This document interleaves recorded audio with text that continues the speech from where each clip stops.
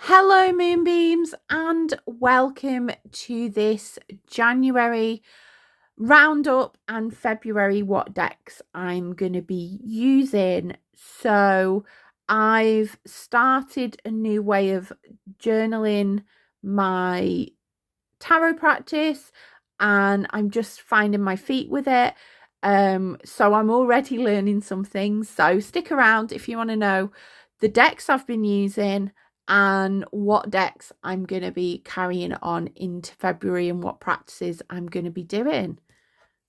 So the deck I've been using mainly for my daily draws and my weekly, monthly reads has been the Bonestone and Earthflesh Tarot. This has been everywhere. It's a very, very popular deck. It's just obviously recently come out mass market. It was an indie version before then, and I just love the artwork. And I was doing daily draws. I've been doing that since probably December, the end of December, right up until this week, really, where I've switched over to the Trionfi de Luna, and I do love this. I've been using this with live readings as well, and I've come to realize that this deck is so layered and so rich that just doing a daily card and kind of looking at it in the energy of my day isn't really getting to kind of know and understand the deck. So what I'm going to be doing in February onwards with this, I'm going to be taking this downstairs because I read I read my tarot upstairs. I'm going to be taking this downstairs, and I've got with the guidebook, I've got an exercise book here where I am gonna have this as my tarot study book for this deck. I feel like there's so much within. You'll have to forgive me. The light is very, very poor here at the moment. It's very dark and dismal, and so I've had to kind of put my ring light on, and it's causing all sorts of mayhem. So I've realized that I really do want to deep dive into this, and I want to look at all the colors, look at the imagery and everything. So I'm gonna use this, and I'm gonna find out where you've got a myth or a person, each one I'm gonna try and find out a little bit more about so that I can deepen my understanding. Like Dionysus, I know quite a lot about Dionysus, as in he was kind of the inspiration for theatre, because people used to create plays on the festival of Dionysus. So yeah, so some cards I know quite a bit about, but others I don't know as much, like the Rainbow Spider I know very, very little of. So I'm gonna really do a bit of a deep dive with this, and hopefully if I do one card on each page, hopefully that will give me enough room to be able to really dig deep with it. I do love it so much, but I just want to connect with it more, and I feel like in order to connect with it I need to know more about the artwork that's being featured. So I'm going to be using a mixture of the guidebook with the journal prompts and things like that, and doing some of the spreads that are in it, or doing all the spreads that are in it, and then learning about each character there, and adding my notes into this deck study, and then I can use that for my larger general tarot book that I have. So yeah, so this is the Bone, Stone and Earthflesh. It's read really, really well. My only little thing about this, and this is a me problem, I'm very aware that this is a me problem. I find this, because it's thicker cardstock, I find this hard to shuffle. So I'm somebody who will get jumpers. So that's the way I pick cards. And I find that this is a bit like I'll have to shuffle a lot. But hopefully when I'm doing the deck study, that'll help me break it in more and break it in further. I just feel like it needs to be really good quality card stock. If you compare it to, say, the Triumphy, that's the Triumphy, and I feel more comfortable shuffling this. It's just it needs a bit breaking in. So yeah, so this is the Bone Stone and Earthflesh. This is going to be carrying on into a deck study. I'm not going to do this with all of my decks. A lot of my decks, I'm just going to be kind of trying to revisit and rework with, but I do feel like this is one where I would benefit from going into it a lot deeper. So moving on to a deck that I've jumped into, you'll have to excuse try not to get the ring light. I've jumped into quite easily. It's fitted a bit more comfortably than, say, I can read really well with the Bone Stone and Earthflesh, but this is fitted more comfortably, I feel, in terms of being more intuitive with it. This is the Triumph Del Luna. This is Del Boy, Derek. And this is one of the cards I drew on my tag video that I was doing about where the tarot community is at the moment. So I love it. I just love it. It's just even little hidden details like the blood there. There's just, and I found this really, really good for readings as well. You have to, it's a slight gloss, isn't there?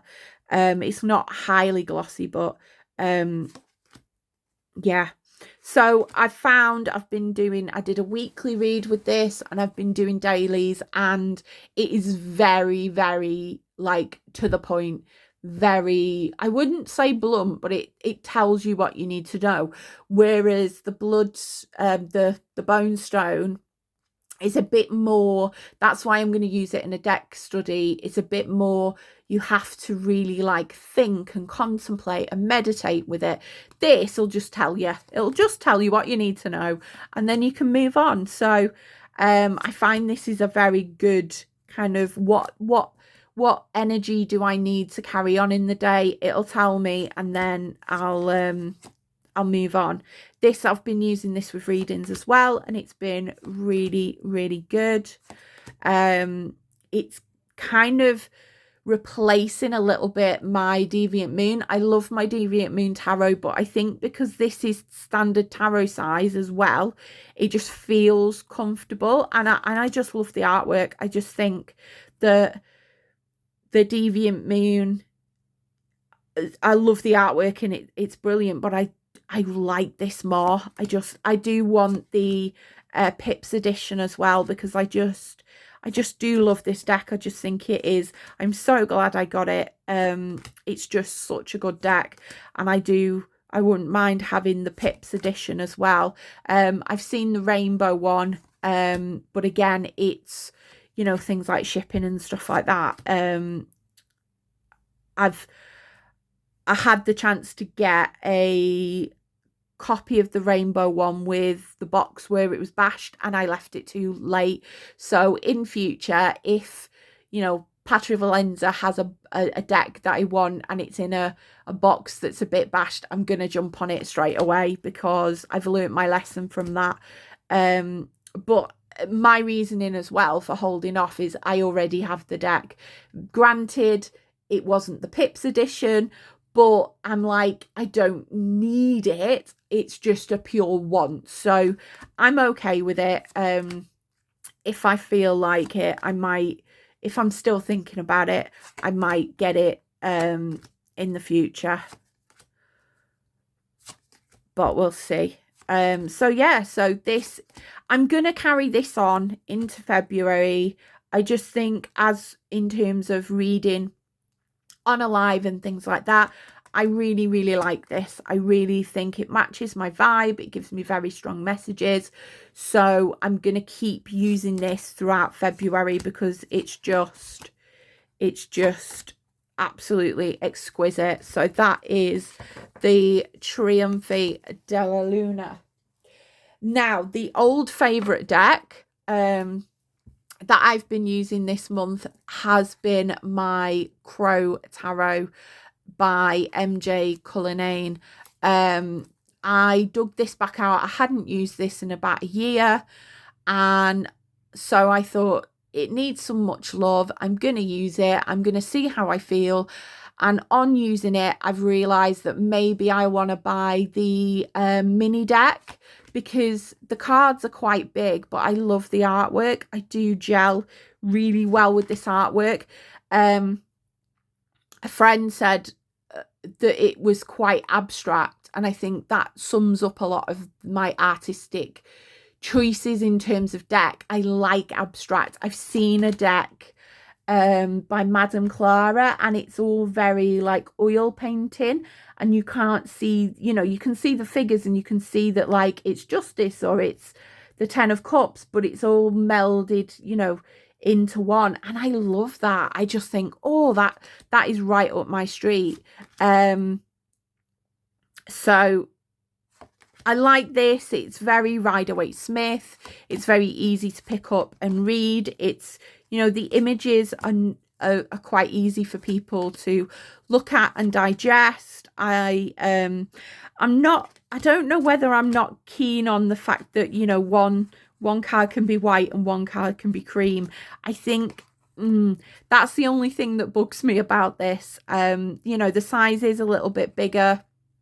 I could trim it, but I don't really want to trim a deck. I'd probably rather try and see if I can get a pocket edition of this and maybe try and get it secondhand, because wherever I can, I try to get secondhand decks just from a point of view of sustainability and things like that, and not putting money into, you know, the big corporations type thing. And where I can, like buying it from independent stockists as well, like Oneness Emporium, Tarot Grove, Red Riding Tarot. Yeah, so I'm trying to look at being mindful with my purchases, but I can't do that all the time. But I'm gonna give it definitely a good old try. So yeah, so this is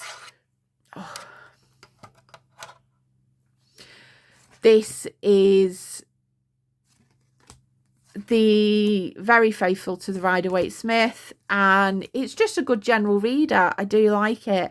I do think, you know, the size perhaps for me, you know, is a little bit of a downsize. So my solution is to try and get a pocket copy so that I can keep it maybe in my bag or keep it somewhere.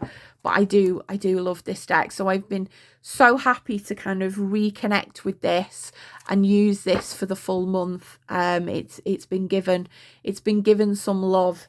And my aim this year is to use a lot of the decks. Like, I went very, very hot and heavy last year and the year before with buying decks. So now I'm at a point, I did say in a video I had about 40 or 50 tarot. I've got 35 tarot, and I've got the Oracle take it into above 50 in terms of the amount of decks, so I want to use them. So I am going to be in future trying to at least have one deck that is old to kind of bring in, and that's why I'm going to be using for my Oracle the Avalon Magic. I saw this on Mystic Man's walkthrough Wednesday, and it reminded me just how lovely this kind of deck is. And I just pick a message. I don't usually, you know, look at the artwork too much, but I love the messages that are part of it. As you see, it's quite glossy. I love the messages that are within it. So I've been picking that along with my card a day. I might move on to using the Crow Tarot I've been using the Crow Tarot as a clarifier quite a lot this month, and I've put the deck away, but there's the guidebook. I left the guidebook out. It's the Crow pocket version with the 80 cards.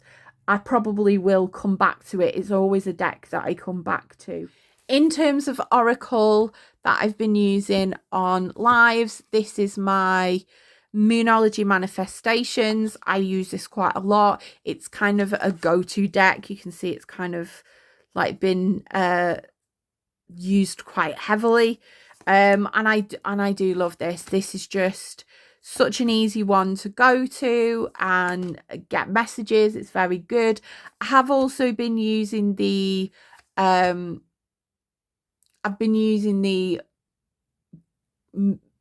Goddess of the Moon Oracle. You have to forgive me, my brain just cut off at the name. The Goddess of the Moon Oracle by Stacey DeMarco, and I've used the Goddess of the Sun Oracle. I do use them quite heavily. I use this heavily in my rotation. So those are the 3 decks that I will, you know, recycle through and use quite a lot. They're kind of firm favorites in terms of I do 1 card, you know, I do a 1 card draw for people on TikTok, and this works really, really well with this. So it just gives me the key and you know, the key phrase, and then I do jump in with my intuition and clear abilities from there for a little like very tiny mini read. But yeah, I do love this. This is the Moonology Manifestations. I prefer this one over the original Moonology and the Messages one. I think I gel with the artwork more with this rather than the other ones. And I just think it's the quotes and the lines are like really, really good. So yeah, that has been the Oracle that I've been using this month. Now, in order to log all of that, I have been using my daily planner. This is my purple diary that I always have on my desk. I use this for 1 card pulls. I've realized as well, I put my cards for every month. I realized I'd put it in my tarot journal book. So this is really scruffy, my tarot journal book. I'd put it in here, and then I'd realized as I was looking through the diary that I could add them in here. And there's loads of space, like somebody suggested about using whiteout. So I've got loads of whiteout pens and I can add them here. And like the notes here are generally about how I felt about the practice rather than looking at the cards themselves. So I've put here, you know, realized I need to do shorter monthly readings and shorter weekly readings, because I was picking 5 cards and that was too much, because I had a card of the month, I have a card of the year, like there was just too many cards. So I slowly realized that and if you look here, I've been tracking it here. Here I have done it, it's just I've not written it in. I realised that I could write it in here on the 16th of January. I've got like my monthly there, I've got my weeklies there, and you can see here I gave up because I felt so overwhelmed. So you can see I'd had you know, 2 cards there, 3 cards there. I was doing 3 card reads for a full day, and then I realized, no, I'm going to stick to 1 card. And then I started, as I've been moving on to just asking for 1 card, and sometimes I get 2, which Justice and the 6 of Swords went amazingly for yesterday. And like I've got the 5 of Cups today. I think that's probably actually already partially happened, because I've tried to record this video about 3 or 4 times, because I've had issues with you know, the light, the issues with things getting knocked over, issues with being able to remember things. So it's very, very like discombobulated day for me today. There, so I can put my card of the month, which is the Six of Pentacles, and I can have it all here. And I've realized that I could put, you know, I could white out and I could put the monthly in here instead. I'm not going to do that at the moment. I think I'm going to do in February, I'm going to use that page for, so here, I'm going to use that extra page for a full moon reading. So I can do 3 cards on the full moon, white it out and do that. And I can put my card of the year, no, card of the month here as well. There is space. So I've kind of realized that ordinarily I would love to have everything in one book. I'm not the type of person who would be able to do that with a bullet journal. I used to bullet journal, and I'm not going to be able to keep up with that amount that needs to be done for it in terms of laying it out and planning. So I need to find something where it's going to give me enough space to be able to do a card a day, and be able to fit my monthlies, my weeklies. Like you can see here, there was no cards on Sunday, no cards on Monday, no cards on Tuesday, but you can see most of this has been filled in. So I have been filling it in. I get really muddled with the bone stone and earth flesh. So I've put an earth stone, I've been putting bone flesh and everything.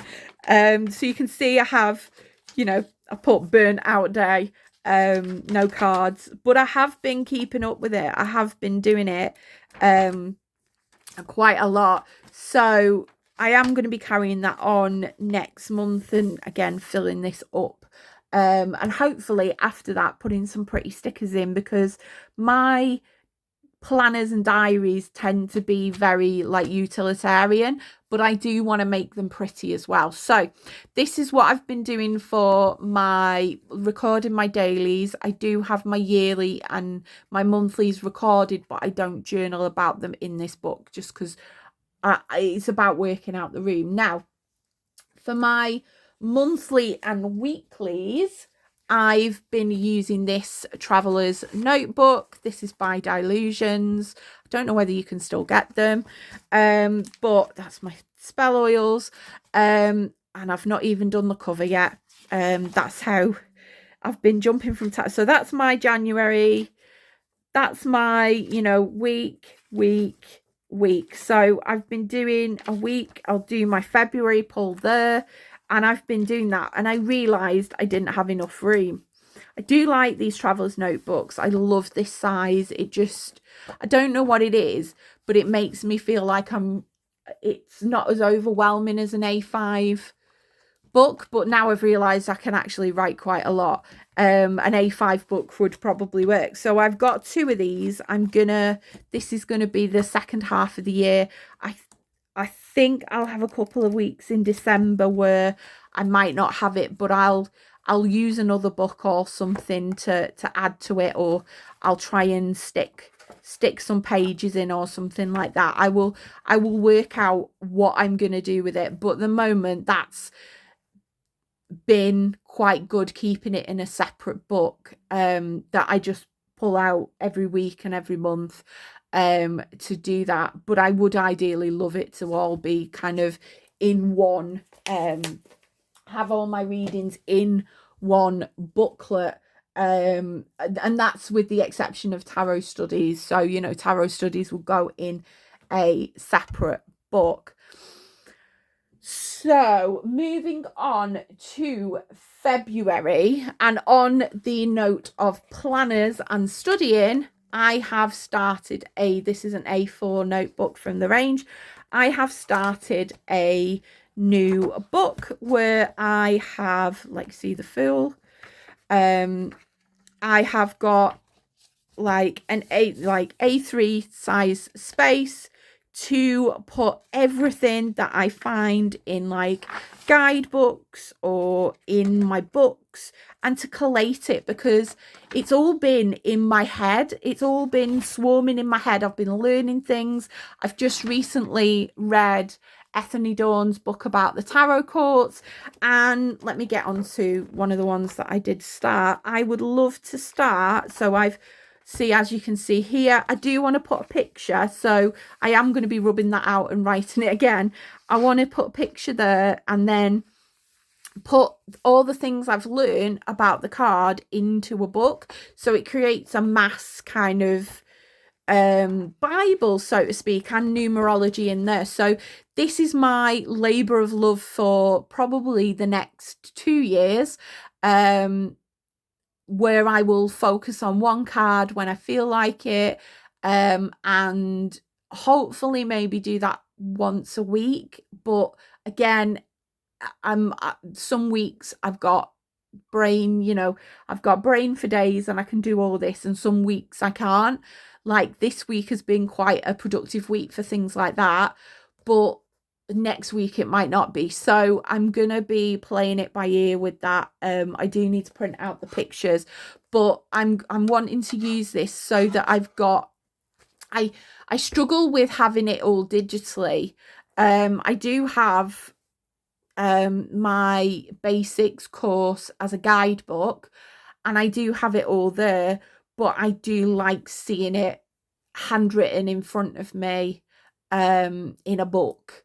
So I'm like being a bit old school with it, and I can do that, and then I can transfer this learning that I've done and everything into digital when I need to. So let's get on to the decks that I'm going to be using. So this month Trionfo della Luna is going to be back, so that is going to be used mainly for like live reads, or when I need like a very direct answer, I'm going to be using this.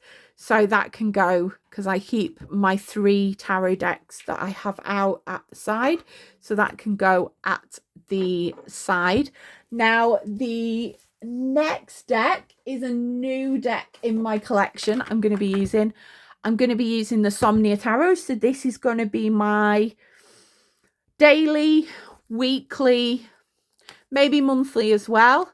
So it's such a detailed and amazing, the 2 thingy cards, such a detailed and amazing deck that I want to dig into it. I want to really look into the artwork. I really want to spend some time with it, and then if I need to do like and have the guidebook as well, this version's got the guidebook. I got this at Oneness Emporium, so you can get that. I had this on my list for a whole year, didn't want to purchase it because of the shipping costs, and now Cheryl has it in her shop, so you can kind of forgo the shipping costs and get it from her, and it works out a little bit cheaper, because I've worked out one tarot I was looking at, it would be like £70-80 to get shipped over. So yeah, we want more of these indie decks being in UK shops. It's just wonderful. So I'm going to be using that this month. As I've said, I'd shuffled it, and well, not shuffled it greatly. I do need to welcome this into my collection and use it for the whole month to kind of get a deeper understanding. And I mean, this is a thing in terms of tarot being so subjective and special for, well, not special for people, but it is special for people. But, this artwork, would people struggle with this? Because I find it beautiful. I find it hauntingly beautiful. But I think other people might, if I were to use this on a live, I don't know how. I think people in my community would appreciate it, but I don't know how, a general person coming up to my feed would be like, oh, you've got these weird figures with no faces. Yeah. I don't know how people would feel about that. but I will see how it goes. But I think this is going to be a deck where it's going to be a little bit of me. It's going to be used for me looking and journaling and things like that. This is my first photography tarot deck, and I'm so pleased it is. Like, look at that temperance. Just pouring the tea. Love that. Yeah. Oh, I do love this for the tower. Like, it just gives you such a different perspective. And the star, yeah, I do love this deck. I'm so pleased I got this deck. So this is my February deck. So this is going to be my deck that I really concentrate on in February in terms of my reads, getting to know it, reading the guidebook. I will need, because I think the guidebook is a little bit on the small side, so I have my trusty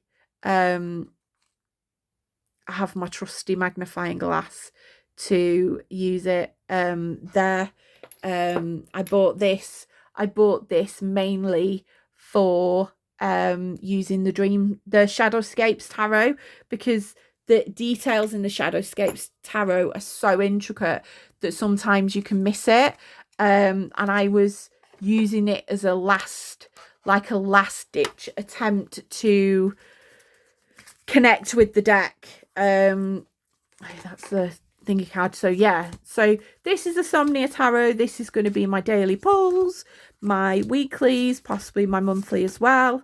We'll just see how it goes. So this is going to be out on my desk all month, and it does need a better shuffle and maybe a little bit of a cleanse before I fully use it, and a good proper shuffle. You see that gilding, it's beautiful.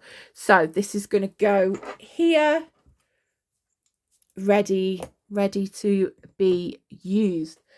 Now, the last deck is a deck that I have had for a while. I've had for over a year, similar to the Crow Tarot, and I'm giving it a little bit of love this month, and that is the Phantom Wise Tarot. Now, I love black and white decks. I just, my mind's eye is in black and white, so I really love black and white decks for that reason.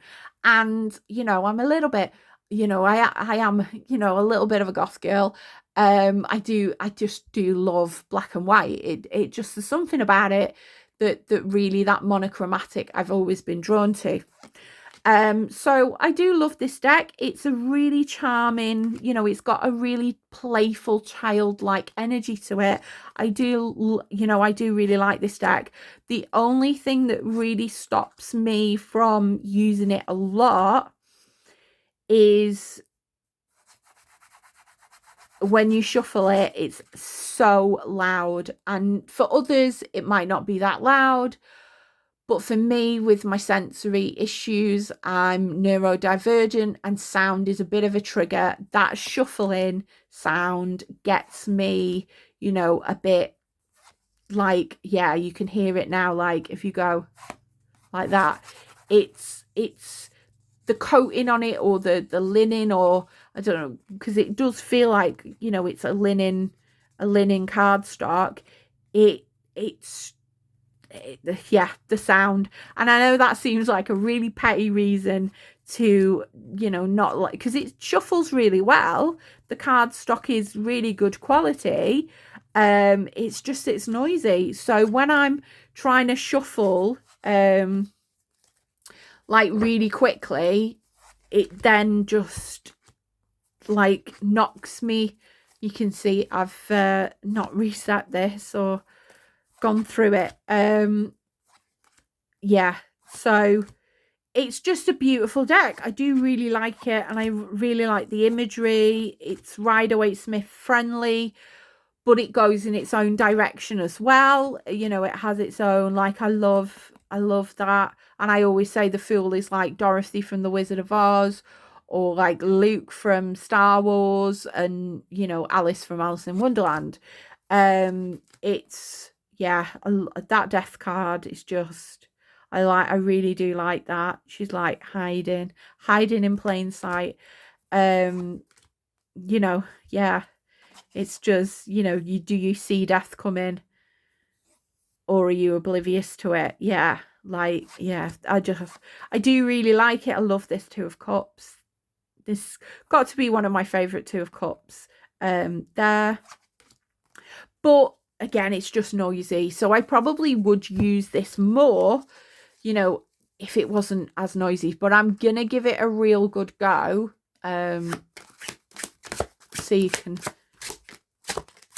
can hear it. Like, I don't know, just the way that shuffles, like, sends me somewhere. But I am gonna persevere with it. I'm gonna try and push through with it. I might do my weekly or my monthlies with that deck, so that I'm not constantly shuffling it, if that makes sense, because I do really like it. And and like that is, you can hear that. I'm proving myself wrong.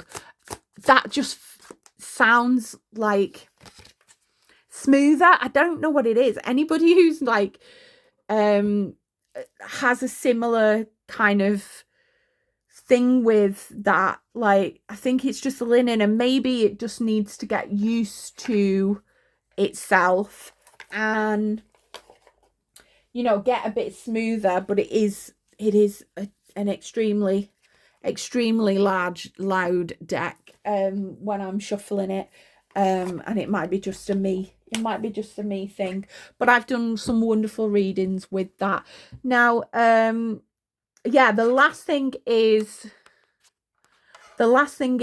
I have been doing my yearly like write-ups in this tarot journal. I'm gonna add like a crow sticker a lot of the time. I think I've got my crow stickers somewhere, but I've been like, I laid it out. You've got September there, 10 of Swords, not looking forward to September. I've got drawings in there. I think this is going to be moving more into my deity work and less of the roundup. If I can get everything into like one diary, that would be ideal. If I could get everything in one diary, that would be amazing. But I'm okay with having like a separate book for special readings, maybe even full moon readings, deity readings, things like that would go in my this is a composite, this is just a composite book, composite notebook, and I just decorated it. So I got the black and white one, and I've just been, I put some decoration on, and I've just been sticking crow stickers whenever I kind of come to use it. So eventually it'll be filled with crows and ravens, because they are my favorite animal. I saw a rook yesterday for the first time, like not in the wild, because we don't live in like very, very wild place. We live in like the suburbs, but I saw a rook yesterday for the first time, and I just thought it was amazingly special. I was right at Google, like looking up the difference between crows, rooks, ravens, jackdaw. I know the difference between a jackdaw, but yeah, there was a rook in the middle of a load of jackdaws, and interestingly enough, I think the word for a group of rooks is a parliament, and it's like one of them goes in the middle and speaks their piece, and the rest like either do a Julius Caesar on him or kind of goes along with it. And it was a really kind of interesting thing that I learned yesterday about the crows, rooks, ravens, all the corvid family. Yes. So I've got my Avalon Magic. That's going to be my oracle for now. I have been doing the fairy of the day. So I have another notebook downstairs. I've got so many notebooks, and I think this is me. I'm overwhelming myself a little bit. I've got a notebook downstairs with my Brian Froud's Fairies Oracle, and it's got a short bit where I just note down the keywords. It's a bit like a deck study, and well, it is kind of like a deck study where I will pull one card a day. I will write the keywords down, I'll write the key things, and then what fairy am I taking with me today? And it's been I got one about slowing down a couple of days this week, and yeah, it's been very, very apt. But thank you for sticking with me through this like January roundup and February what decks I'm going to be using. I might be putting other decks in. I know I've got the Surrealist Tarot, which I want to use as well. I've got the Yu-Gi-Oh Tarot that I want to get out and start using. I think that's pretty Rider-Waite-Smith, so it's going to be easy to kind of just slot into the collection to use. I've got the Night Visions Tarot as well. I've got lots of new tarot decks that I need to, but I thought I would use the Somnia Tarot first and really kind of get to grips. Maybe I might, move my Triomphe de Luna mid-month, but at the moment I do want to spend some more time with them. So thank you for supporting my video, liking, comments. I love reading your comments and having a conversation about tarot. If you haven't subscribed, please subscribe, because it just really help me keep going. Like this morning, everything went wrong, and I was like, do I just not make a Friday video? And a little voice inside me was like, go on, you need to do it. So yeah, it really does help me kind of carry on and push on. Apologies for the different lighting. Like I'm hopefully gonna try and sort something out in the future. But have a beautiful weekend, and I will see you again for another video on Tuesday. See you later, Moonbeams.